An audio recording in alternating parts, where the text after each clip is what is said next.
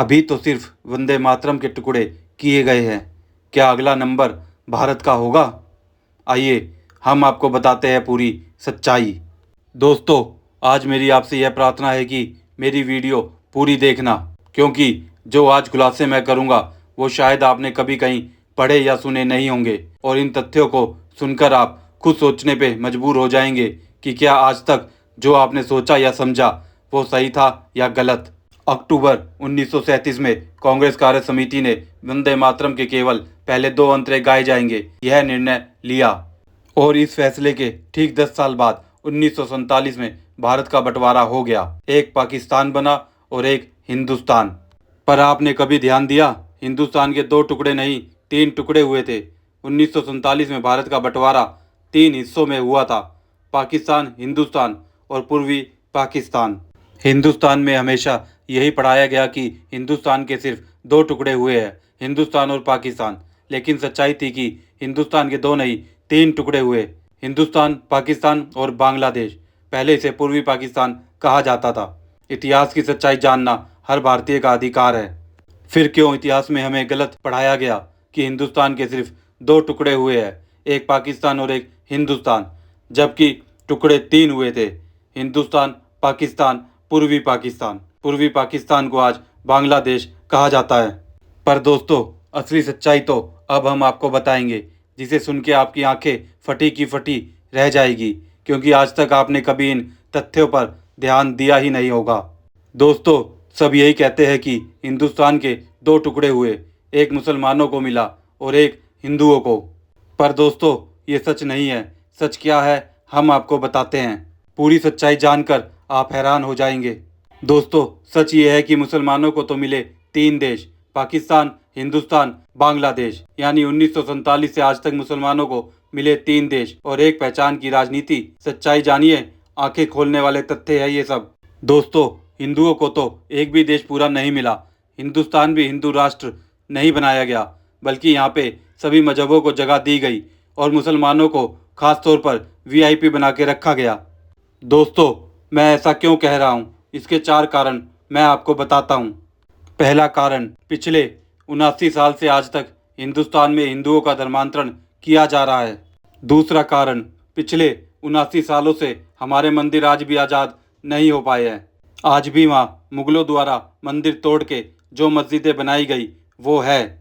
तीसरा कारण, आज भी हिंदुस्तान के जिस हिस्से में मुस्लिम आबादी बढ़ जाती है वहाँ से हिंदुओं को पलायन करना पड़ता है। चौथा कारण, दोस्तों, मुसलमानों को मिले 3 देश, पाकिस्तान, बांग्लादेश और हिंदुस्तान भी मिला, पर हिंदुओं को क्या मिला? बाबा जी का ठुल्लू। दोस्तों, हिंदुओं को एक भी देश पूरा नहीं मिला। बंटवारा सिर्फ हिंदुओं को बेवकूफ़ बनाने के लिए किया गया था, क्योंकि हिंदुस्तान के दुश्मनों को पता था कि वो एक बार में पूरे हिंदुस्तान को ख़त्म नहीं कर सकते। इसलिए उन्होंने हर बार हिंदुस्तान में अपनी आबादी बढ़ाई और हिंदुस्तान के टुकड़े कर दिए। जैसे अफ़गानिस्तान बना 1919 में, पाकिस्तान बना 1947 में और बांग्लादेश बना 1971 में। वैसे तो 1747 में ही अफ़गानिस्तान की नींव रख दी गई थी, पर अंग्रेज़ों ने इसे स्वतंत्र देश का दर्जा 1919 में दिया। और आज भी यह साजिश जारी है, और आज इस साजिश में लगी हुई है कांग्रेस। और इसीलिए 1937 में कांग्रेस ने जो फैसला लिया, जिसके 10 साल बाद भारत के 2 टुकड़े हो गए, आज 2026 में फिर से कांग्रेस ने वही फैसला लिया है और वंदे मातरम के टुकड़े कर दिए गए हैं। अब कांग्रेस पूरा वंदे मातरम नहीं गाएगी। 1937 की तरह आधा ही वंदे मातरम गाया जाएगा। तो क्या अब भी इस फैसले के पीछे कांग्रेस का कोई षड्यंत्र छुपा हुआ है?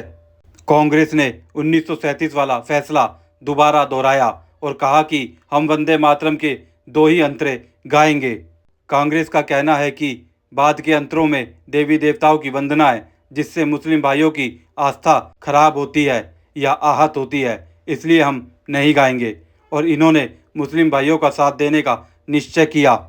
ये देश विरोधी सोच का साथ देने के लिए सिर्फ कुछ ऐसे मुट्ठी भर मुस्लिम भाइयों का साथ दे रहे हैं जो वंदे मातरम का विरोध करते हैं। यह एक शर्मनाक और देश विरोधी सोच है, और इन्होंने वंदे मातरम से हिंदू देवी देवताओं वाले अंतरों को हटा दिया और वंदे मातरम के 2 टुकड़े कर दिए। अब कांग्रेस को हिंदुओं को जवाब देना होगा, क्योंकि हिंदू देवी देवताओं के नाम वंदे मातरम से हटाने पर हिंदुओं की आस्था भी तो आहत हुई है। पर कांग्रेस को हिंदुओं की आस्था से कभी कोई मतलब नहीं रहा। कांग्रेस ने हमेशा हिंदुओं की आस्था को कुचला है, चाहे फिर मामला वंदे मातरम का हो, या राम मंदिर जाने का, या फिर हिंदुस्तान के टुकड़े करने का। कांग्रेस ने हमेशा मुसलमानों को तवज्जो दी, चाहे फिर वो कानून में हो या फिर हिंदुस्तान के टुकड़े करके मुसलमानों के लिए अलग देश बनाने में। आज़ाद हिंदुस्तान में गैर कानूनी तरीके से हिंदुओं के धार्मिक स्थल पर कब्जे करके बनाई गई मस्जिदों को बनाए रखने के लिए कांग्रेस ने हमेशा मुसलमानों का साथ दिया। जिस तरह कांग्रेस ने कुछ मुट्ठी भर देश विरोधी ताकतों के लिए वंदे मातरम के टुकड़े कर दिए, क्या इसी तरह कांग्रेस हिंदुस्तान के, भारत के भी टुकड़े कर देगी? क्योंकि इनके लिए देश विरोधी सोच ही सबसे प्रिय है, सबसे पहले है, और कांग्रेस इस सोच को हमेशा अपने साथ रखती है। और इसकी शुरुआत कांग्रेस ने 2026 अगस्त में यह फैसला लेकर कर दी है कि वो वंदे मातरम के फिर से 2 टुकड़े कर रही है, क्योंकि पहले भी कांग्रेस भारत के टुकड़े कर चुकी है मुसलमानों के लिए 1947 में। भारत और पाकिस्तान और बांग्लादेश, जिसे पूर्वी पाकिस्तान पहले कहा जाता था।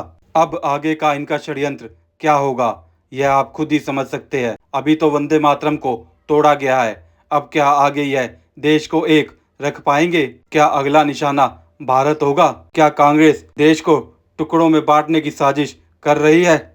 मैं आज हर हिंदुस्तानी से यह अपील करना चाहता हूं कि वो चाहे किसी भी मजहब का हो, चाहे किसी भी धर्म का हो, पर वो सबसे पहले हिंदुस्तानी है। इसलिए हम सबको एक होकर हिंदुस्तान के दुश्मनों को पहचानना होगा और उनके खिलाफ एक होना होगा। एक रहेंगे तो हम सब सेफ रहेंगे, ताकि हम अपने प्यारे हिंदुस्तान को सुरक्षित रख पाएं और फिर से इसका बंटवारा ना होने दें। और जो हिंदुस्तान का बंटवारा करने की कोशिश करेगा, हम मिलकर उसे ख़त्म कर देंगे, और वो भी अपने लोकतंत्र में बनाए गए तरीकों से, मतलब अपने वोट से। तो दोस्तों, अब क्या सही और क्या गलत, यह मैं आपकी बुद्धि और विवेक पर छोड़ता हूँ। आप अपनी बुद्धि और विवेक से फैसला कीजिए।